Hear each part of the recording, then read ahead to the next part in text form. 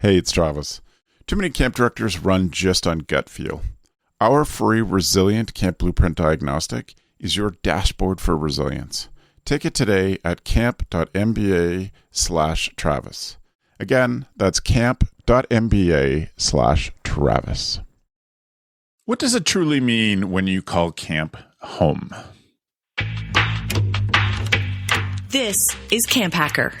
Come find our show notes and our blog for camp directors and leaders at camphacker.tv.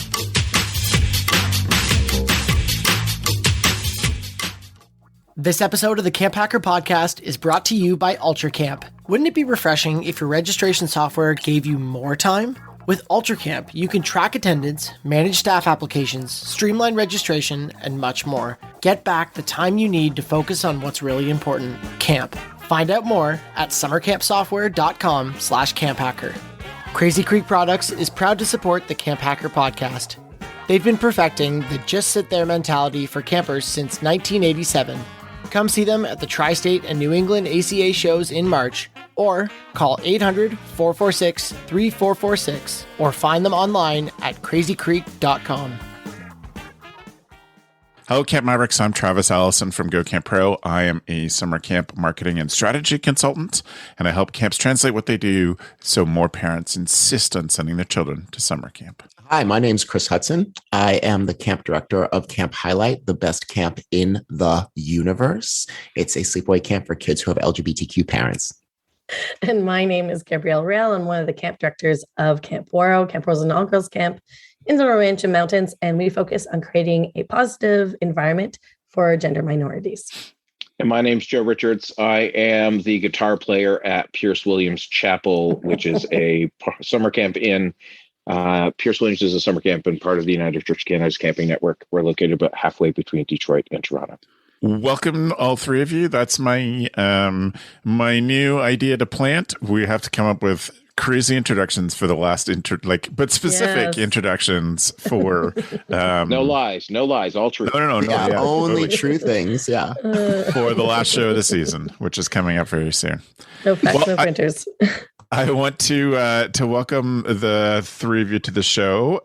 We have been talking about what it means when camp is home, and have tentatively titled this "Just because it's home to you doesn't mean other places can't be."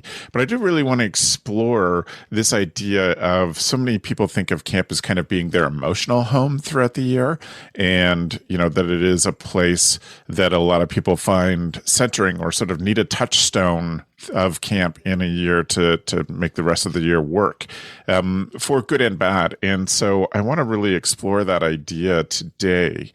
And, we had some big thoughts going into this. And Chris, I wonder if just when I introduce the topic, what are the first things that come to mind to you? About emotional home. I love this idea because doing camp for so long, when you go to camp, there's something that happens to you, emotionally, internally. And when you leave, it's really hard to replicate. So I think we should define what emotional home means for people who are listening. Yeah, let's do that. We need to make sure that we're all on the same page. So the way that I think about this is that there is a particular environment that we set up at camp for the kids, for the staff. It's sort of like there's a giant dome, a container over the place where just sort of the values, the sort of mores, the culture is so different, and we lean into it so much. We give our heart into it. And I think, and now I'm just talking from my perspective and what I hope I'm doing for the kids at my camp, there's something that makes me relax when I'm there. There's a pressure that's gone at camp.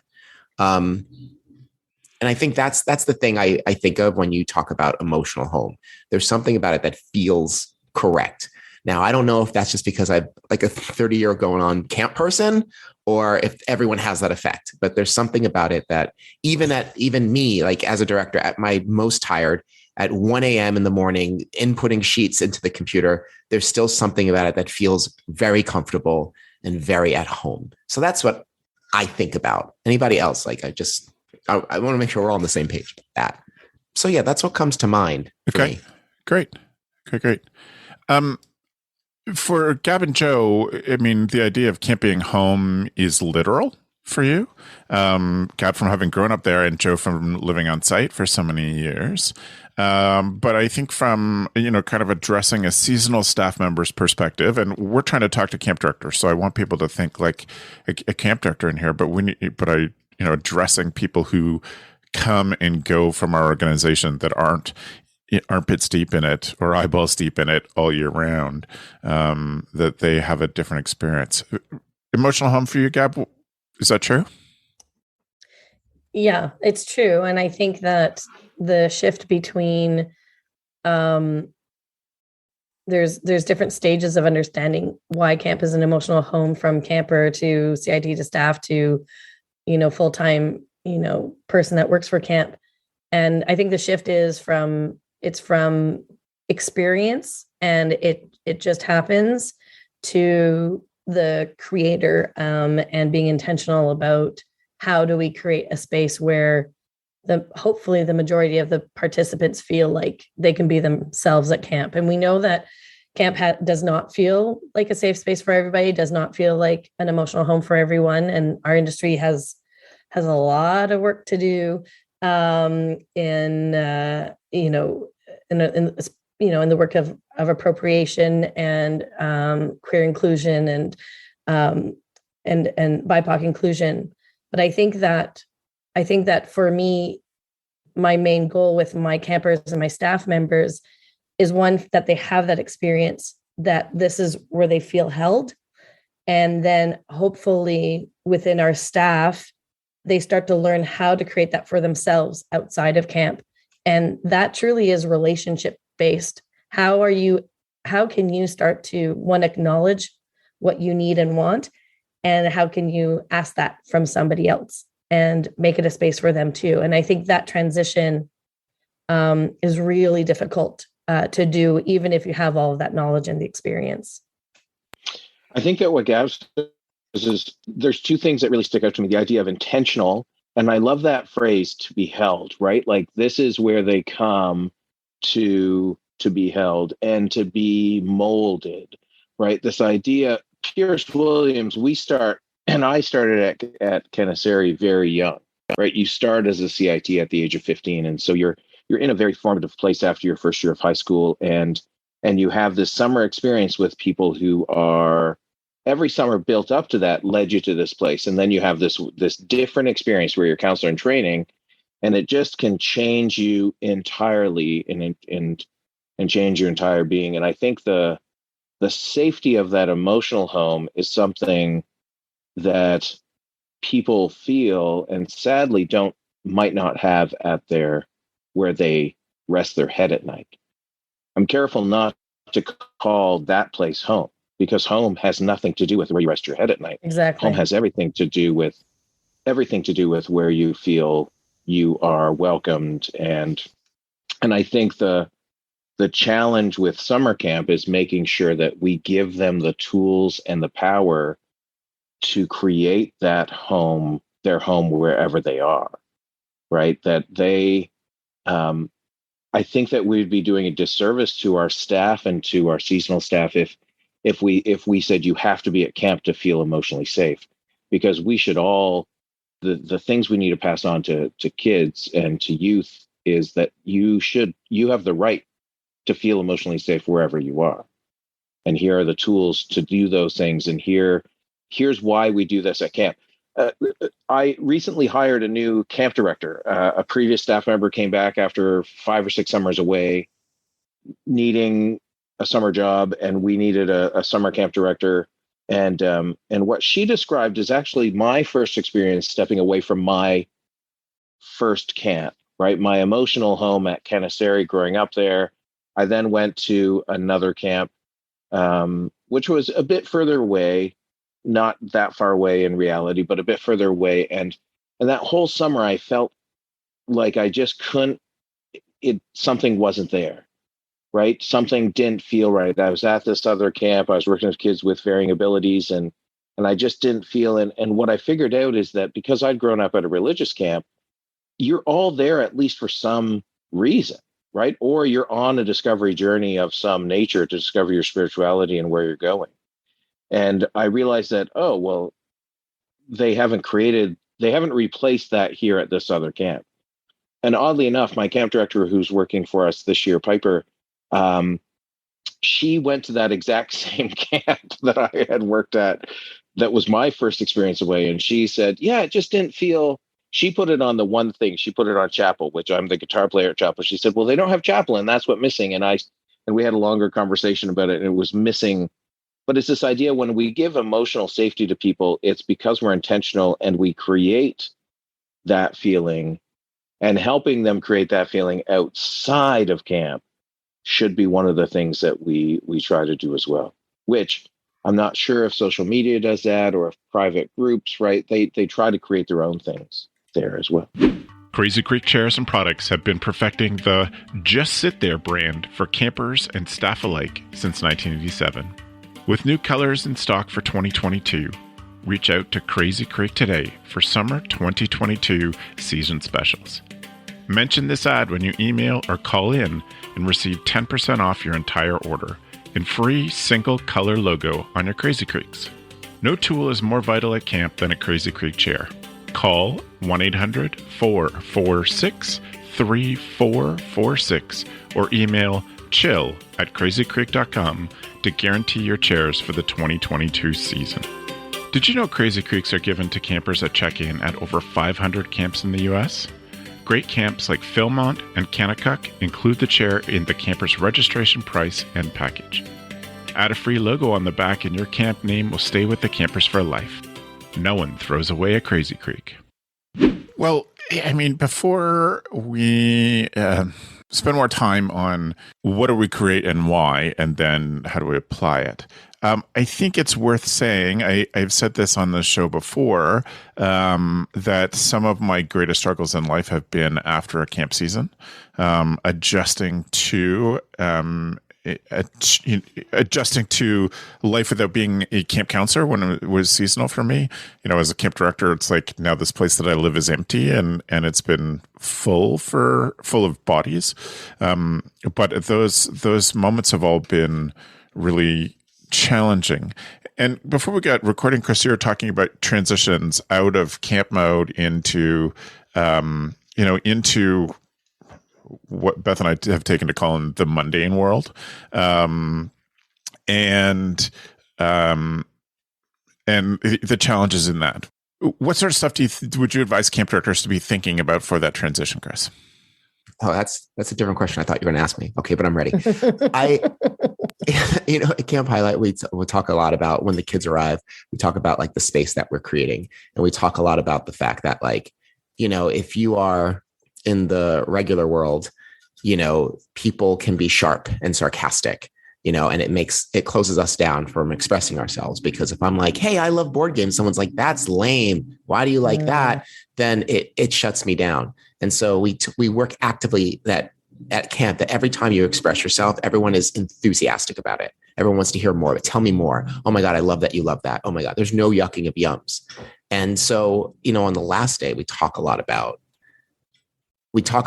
when you get home. We try and prepare the kids. We don't do so great with the staff because I just figure, first time staff, they're going to experience it anyway, no matter what I say. But for the kids, we try to prepare them like, when you go home, you're going to be stuck in this mode. And we try and impart to them, it's not a bad place to be. It's not a bad place to remain this enthusiastic when you get home, even if people shut you down, because the key is that if everyone did this, then that place would be this place, that's part of our goal, actually, is to make the rest of the world the way it is at camp.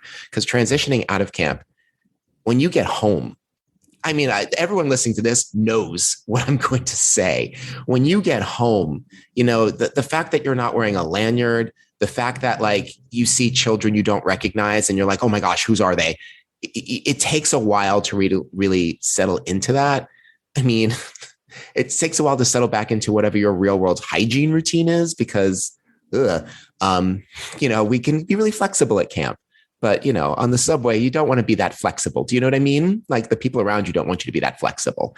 I think those things are really hard. And I think preparing staff for it, that's something that I keep thinking about. I'm sort of like a throw in the deep end of the pool with the first year staff. It's probably not the best way to do it, because I always tell them, I can't prepare you for what's going to happen. And they like write it off like, oh, whatever. I wasn't here a week ago. I'm going to go home. Like, it's not a big deal. And I'm like, okay. And then on Slack, they're like, I cry every night. I'm like, I told you, I warned you of this. So I think camp directors could better prepare staff for it, because you don't, although, and hear me out, I don't think it's a really bad thing, like that transitory malaise. I don't think it's a really bad thing for people to experience, because I think it helps them appreciate the experience more and underscores what a special space that we are making, and when it hits the staff, I'm like, imagine how it's hitting the kids. And I think that can be really instructive. I don't know. Am I being cruel? It's like some sort of like weird psychological experiment, but I think it can be very useful for staff to feel that way, especially first year staff, because I think that's what gets them to come back. Oh, now I do sound really manipulative. Well, I don't know. Can we listen to all that before we release it? I don't know. Isn't camp all about being intentionally manipulative? Manipulative might not be the word that we want to use, but you're that anyone but you would use, Joe. Well, I would use it. And I often talk about the fact that I would much rather deal with young staff, because we can warp their brains. We can make them love camp more and shape them into who we want to be. I don't think manipulative has to be seen from the negative context. I don't think. Okay. I'm going to think about that. All right. You're right. We do intentionally. I'm sorry, Gabz. I think there's intention. I'm going to sign on +1 to that. All right. I was going to say intentionality. I think the difference between manipulation and intentionality is that intentionality you can also be transparent about, whereas manipulation you can't. Right. And the idea of intention is there is a goal that hopefully is serving the person and then also serving the community. And so again, language is language, and you can frame it how you want.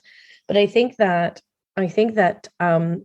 transitions are difficult, and our staff members, our campers, ourselves will all experience transitions in such a different way, depending on the type of support they have when they get home, depending on the links that they are able to continue after camp or not, the type of person that they are. Some people, when they're in camp, and when they're out, they're out. And that's how it works for them. Totally.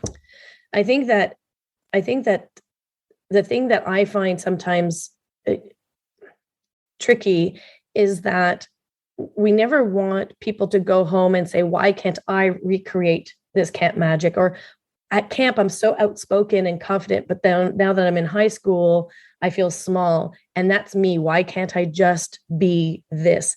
And I think that's something that is worth talking about, is that what do you have control over? What do you have power over, and what don't you? And sometimes these are forms of protection. And it's just about getting, telling our staff members, our campers and ourselves, what am I setting up for myself when I get home? Is there a routine that I've adapted at camp that I want to continue and try?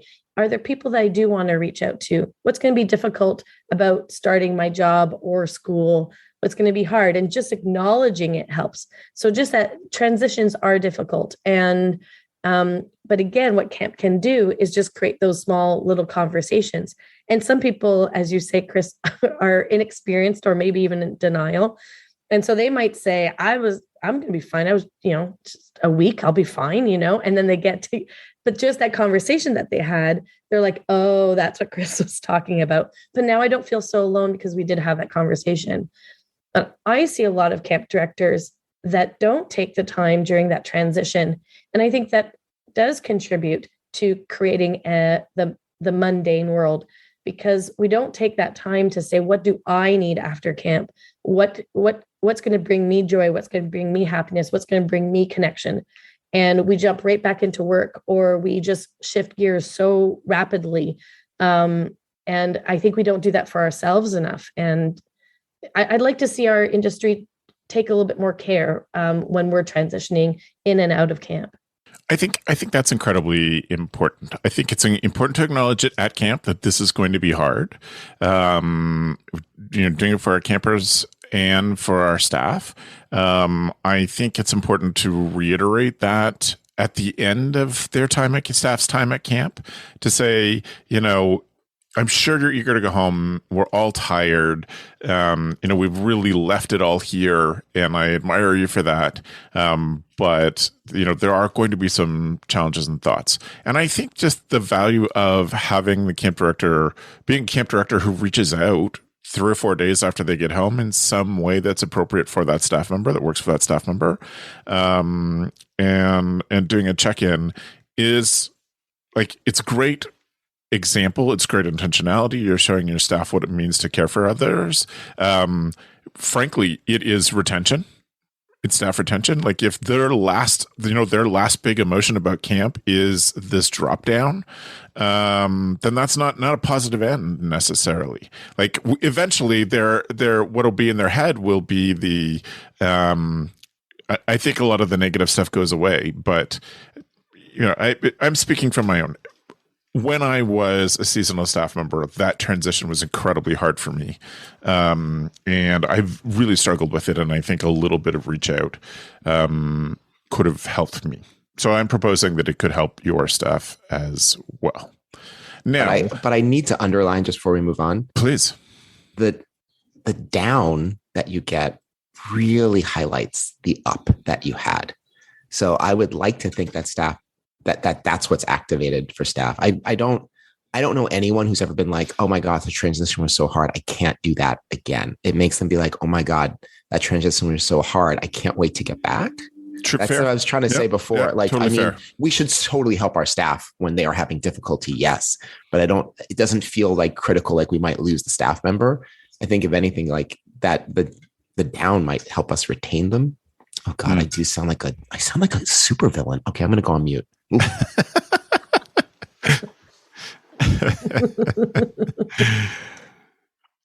Now, one of the things I wonder is if all of us on the show are of a certain age, and when we were seasonal staff members coming home, there was an actual separation of the camp from camp people that I feel like staff don't have.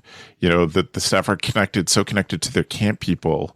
It was one of the things with smartphones and social media that was such a struggle for me as a camp director who loved the little intentional world that we created, was one of the weird changes was that our staff and the people that work for us began to refer each other with camp names, began to refer each other by their given name. But instead of, when we were at camp, we spent these intense months together and we get together for a reunion and, maybe a couple phone calls through a year or a couple letters. We just kept our camp names because that was our place. It was the thing that brought us together. But now people are so tied on a day to day that maybe the transition is easier for them because it's not what I went through, which was, just basically a complete end. And maybe it's not. I don't know, but I think it is a different experience today going home from camp at the end of the season because the connection with your camp peers can continue. The connection with the camp organization can continue if your camp director's smart. I think, yes, absolutely. I remember a time back in the 90s, you just go, it's like being on a reality show in lockdown. You go away for 6 weeks and you come back, you're like, what celebrities died? What, you're completely totally out of the loop. You look at the TV schedule, what even are these shows? Where did these come from? Today it's a little bit different because even if you have a no phone policy at camp, your staff has their phones and they're looking at them at night and they're getting updated, not just on what's happening in the world, but on their daily lives. It's harder to separate that out. Before we started recording, we were talking about if sort of the down, sort of the transition changing that we're talking about is mitigated by the fact that people can be on contact with social media. Yeah. And I think I would say no. I would say no, because I think the container that we make at camp is so much about face to face, body to body, person to person, and group mechanics in a way that cannot be replicated by a Slack chat room or even over FaceTime or even a Zoom. I mean, how many of us did Zoom stuff for camp back in 2020? And It was nice to see everybody. But I think that even after you got off the Zoom, and I did that with my camp, we got off the Zoom, the effect lasted for about half an hour, but then I was like slammed back into my life. It was so stark. And also the interaction with the staff and the kids, I can't pretend like it was anything close to what would happen if we were together. So I think social media helps bridge the gap. I don't know. I have to think about that. I think it helps bridge the gap, but I don't think it's helping to, I don't know. I'm going to stop there. And somebody else. Yeah, I don't think it's a full replacement, and I don't think it ever will be. And I think about this idea of the metaverse and whatnot. There is a value when you see your staff meet each other again in person that is different, even if they've texted every day since they've last seen them. And especially if they meet in person on site at camp for an event. And I got to witness this last weekend, right? Just staff from last summer signing up to be participants in our first youth weekend since the pandemic began. And trust me, they were overjoyed to be at camp with the people that they spent all last summer with, right? And as professionals, as the four of us as professionals, I'm sure we've all tried to join a group that, online that is meaningful. But I have yet to find that success or be able to create and manage that group. It's an added bonus that you get to communicate with people that are far away that you would never have called in the 80s and 90s, right? Because it was too expensive.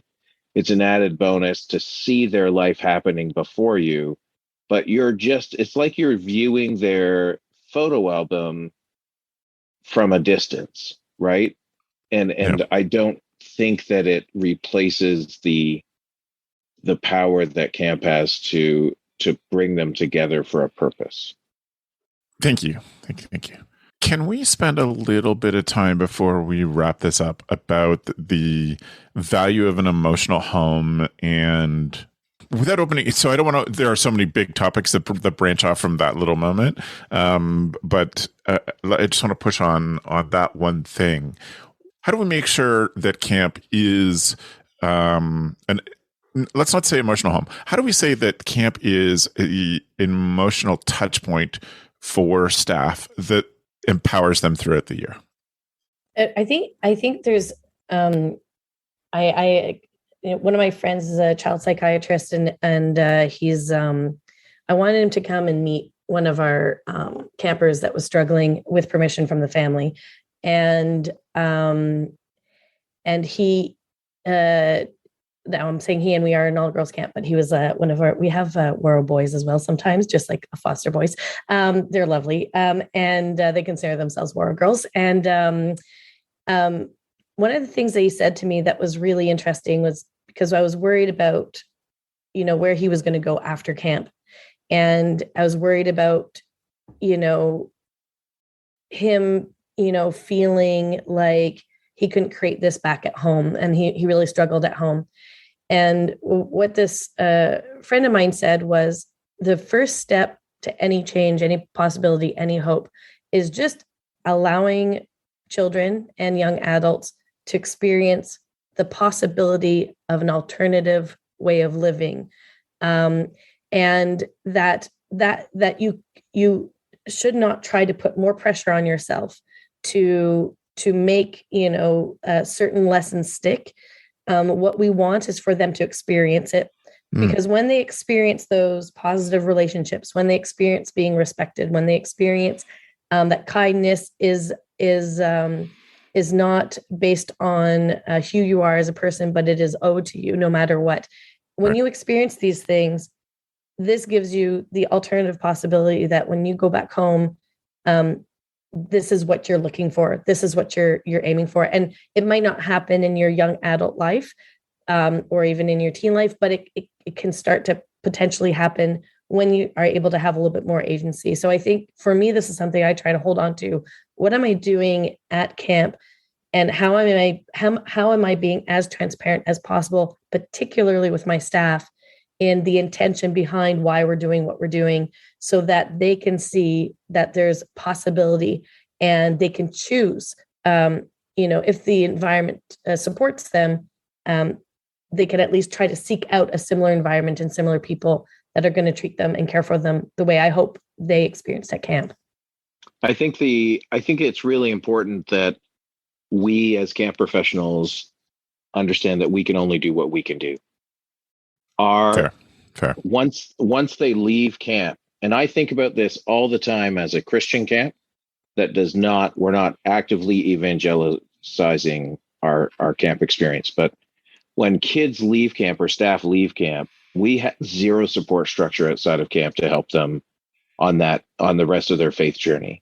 Just the same as we have, what online does provide is a very small support structure to help them on their emotional journey or to recreate that space. But in reality, we can only do what we can do. And I think that we would undersell ourselves if we don't think that we have to give our youth the belief that it's your response, your emotional safety is your responsibility. And I know that phrase, you have to think through it a little bit, but the idea that we need to give them the tools to build that safety, it's owed to them. I get it, but they also need to take it, meaning that they need to know they have the right to be emotionally safe wherever they are. And here are the tools to help them. And I think that for everything in life, be it life skills, be it training, be it anything, what we do in 2 months of camp is try to make them, what I believe is we try to make them better people. And we try to give them the skills to leave camp and be better people.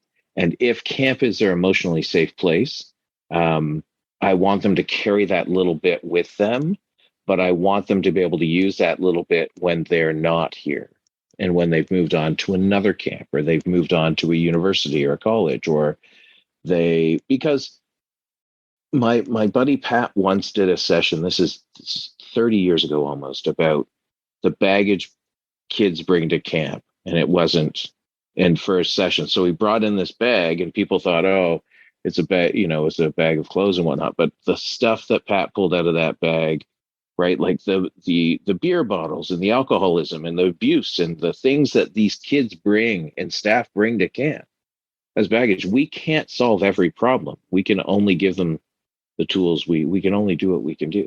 So I think that we need to be that emotionally safe place, and we need to give them those skills to go. So, yeah. I want to plus one what everyone else said very eloquently. I'm not going to restate it. Although, as I was sitting here, I was thinking that, we've been talking a lot about how to support our staff as they transition back to the real world. But, I think I really like what Joe suggests is that, I always think about camp as an education space. And I know at our camp, at so many camps, like what we are trying to do is create a world that is the world that we all want to live in. It's the world that we all did live in as children before we were taught that, the things about us or the things that we liked or the things that we enjoyed were weird or wrong or all that negative stuff. Like we create that world. And so like part of the experience is charging our staff and kids to go back into the world and project that. The only reason why that place isn't this place is because more people don't do what camp people do. So that's the charge that we can give our staff as they, thank God we do have social media because they can stay in touch some way, which was really different back in the 90s. You were completely separated unless you wanted to get into the wild, wild world of pen pals. Wild world of pen pals. We completely separate. So at least there's a little bit of connection. But I think that really is, for better or for worse, I think that's the charge that we give our community. Like go out into the world and create this wherever you are. Thank you to the three of you for your intention and your thoughtfulness on this topic. If you listeners or people who are watching on YouTube have enjoyed this conversation or have some thoughts about it, feel free to leave us a comment on the YouTube. Send a comment to me, Travis at gocamp.pro. If you think that it would be thought-provoking for someone else, then I encourage you to share this episode with a friend as well. I want to take a second before we do our upcoming Tool of the Weeks, and there are some really fun Tools of the Week coming. I want to take a second and thank our sponsor, UltraCamp. UltraCamp has been a wonderful company in helping us make sure that we get the CampHacker show out this year, so I want to thank them for that. If you are a CampHacker listener, you can go to ultracampmanagement.com/CampHacker and download the free marketing tips and tools called the Marketing Toolbox that UltraCamp has provided for us. One of the things that UltraCamp really helps their clients do is focus on getting out of the office, getting on to making the impact that we've been talking about today. So the folks at UltraCamp know that you didn't get into this because you love paperwork. They created the software that will help camp professionals like yourselves handle camp registration quickly and efficiently. With UltraCamp, you have no limits. You have no limits on the customer ports. You have no limits on support. You have no limits on the training. You have no limits on the number of users that you can do, so you can spread out the work and delegate the work. UltraCamp's goal is to provide resources so that the clients can spend more time in camp and out of the office.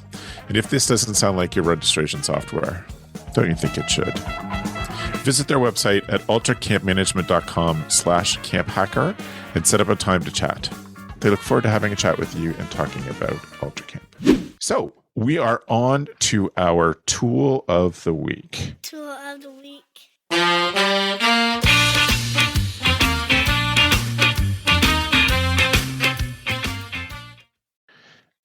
We're excited to prevent. Each of us have brought a tool that we think will help you be a better camp director. Also code for, these are things that make us happy that we think also would make camp people happy as well. So I don't know who started last time. I'm picking Gab to start this time. Awesome. My tool of the week is a project management system called Monday.com. And it is a paid system. But since we've been using it for the past 4 months, it has really made our communication clear with our team. And more importantly, I sleep better at night because I know what I need to get done for the next couple of days. And I also know that other things I worry about, there's already time allotted to take care of it. It can do things such as Gantt charts, create a calendar, tag people that you're going to be working on projects with, create start timelines, as well as milestones and deadlines, have reminders, and it can work on multiple devices. And the only thing that is, I would say, a little constructive feedback back for Monday.com is its actual name, Monday.com. So when you would say it's on Monday, I'd be like, is that the meeting on Monday, or is that on the program Monday? Yes, of course. So our team affectionately call it Mayday. So we use Mayday, and we don't want something to become a Mayday. That's why we use Mayday. But for about a week, Jackie was like, I'm looking for Mayday and I can't find it. We're like, it's you have to search Monday. So that's the only little thing. But once you wrap your head around that, the rest has been great. And one of our staff members, she is she researches these types of programs so effectively. So we've looked at a whole bunch of programs, and this is the one that she came up with. And I think she made the right choice.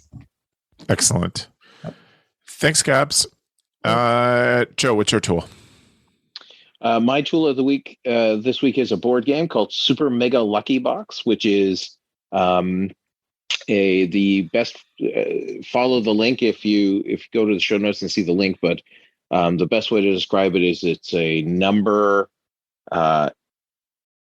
It's like Yahtzee on steroids, where you have to plan out and get points. There's only 4 rounds. Those 4 rounds, once they're done, the game is over. You add up your points and you move to it. What I love about it is it's 1 to 6 players, and it's great. And and my wife, who refuses to play board games with me. I don't know why. I do not know why. Will play this with me because I haven't figured out how to win it. So she's beaten me 3 times. So super mega lucky box.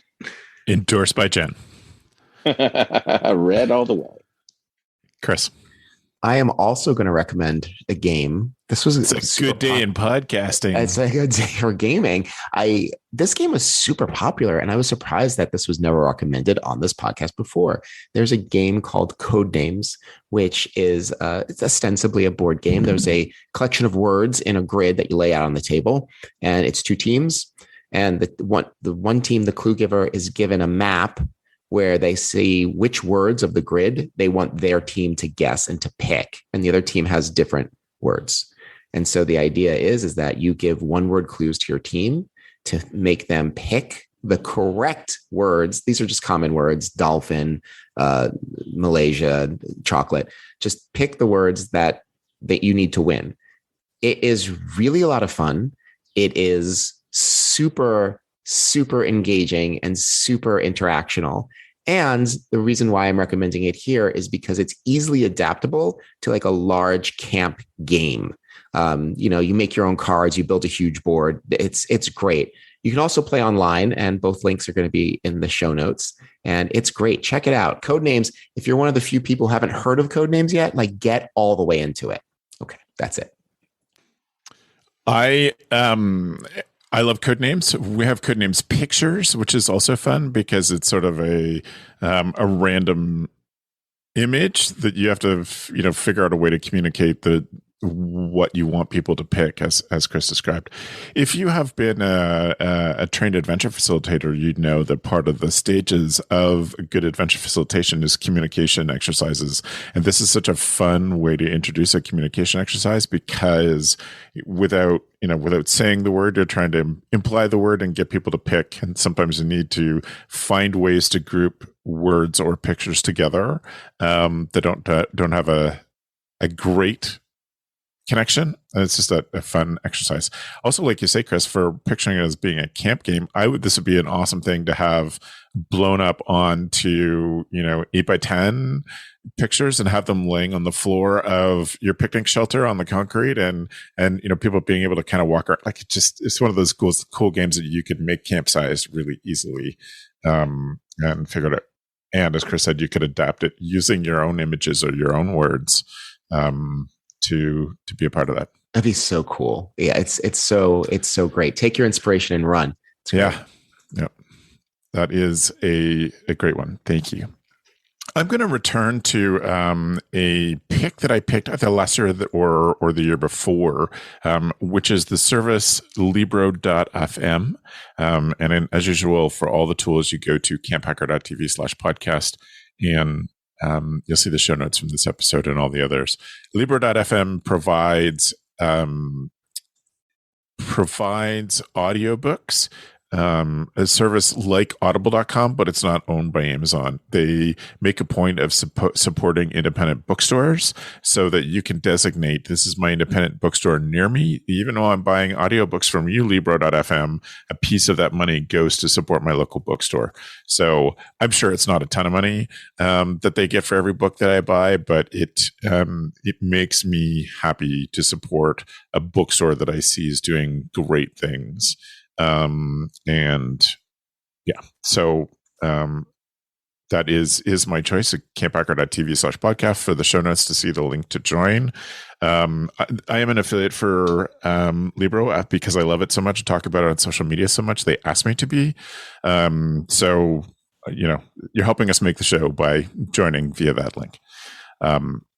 So there you go.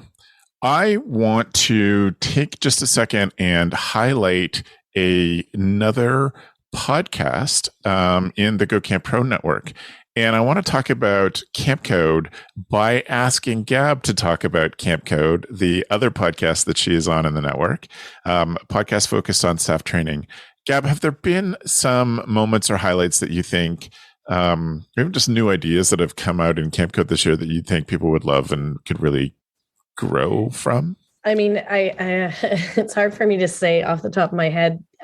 What I can say is that after every single episode, I'm desperate to debrief for at least a half an hour to go through the ideas that Beth and Ruby bring to the table. And we all work differently in how we bring our material to the table. And every single episode, we've been doing these episodes, I don't know, 6 or 7 seasons now, and I'm constantly still learning. And it's just a joy and a pleasure and a privilege to work with Beth and Ruby on Camp Code. And I'm always learning on staff training, which is for me the most important part of camp is staff training. So we have to put our time and energy into it, and listening to Camp Code can help with that. One of the other things that happens at Camp Code that I really like, do you call it the recap, Gab? Is that what it is? The recap. Gab creates a highlight at the end of every episode of all the smart things that the three of them have said and shared. So you get the whole detail and you get the highlights, just the things to remember. So yeah, well, that's because there's so many good things, and that came out naturally because I just needed to recap all of the brilliant stuff that was said. So it's a fun show. Yeah. So if you are looking to increase the impact of your staff training or just get good ideas that have been tried and true, please search for Camp Code in your podcasting app and subscribe there. So thank you to the three of you for being here, for sharing your good ideas. If folks are looking to reach out and follow up about specifics that people have said, go to the show notes at camphacker.tv/podcast. If you have big ideas or direct feedback, you can send them to Travis at gocamp.pro. Joe, thanks for being on. Joe's waving. I was waving. I was on another screen when you said that, but see you later. Oh, my life is so hard, people. So hard. Oh, gosh. Thanks, Joe. Chris, thank you for sharing this week. Sure. Thanks. I'm super thankful to be here. So Awesome. Thanks, everybody. You sound it. I appreciate you, and thank you for the great ideas today. Thanks, team. Always a pleasure. Thanks for the evening, friends. The Camp Hacker podcast is brought to you by Beth and Travis Allison, summer camp leadership training and marketing consultants. Thanks for listening. Camp Hacker, bringing your world into focus. Hey Camp Pros, we love that our industry is built on sharing. In order to foster that spirit, we hope that whenever you share an idea that you learned from the Camp Hacker podcast, conference, summer camp professionals group, or wherever else, that you're quick to give credit where credit is due. That way, we can all encourage more Camp Pros to share the tips and tricks that will make camp better. Hey, it's Travis. Camp directors often tell me they're just too tired to take on anything new. That's exactly why my free Resilient Camp Blueprint Diagnostic exists. It doesn't add work, it shows you progress. Quick, free, repeatable, you'll know if your systems are paying off without the guesswork. Try it today at camp.mba/Travis. That's camp.mba/Travis.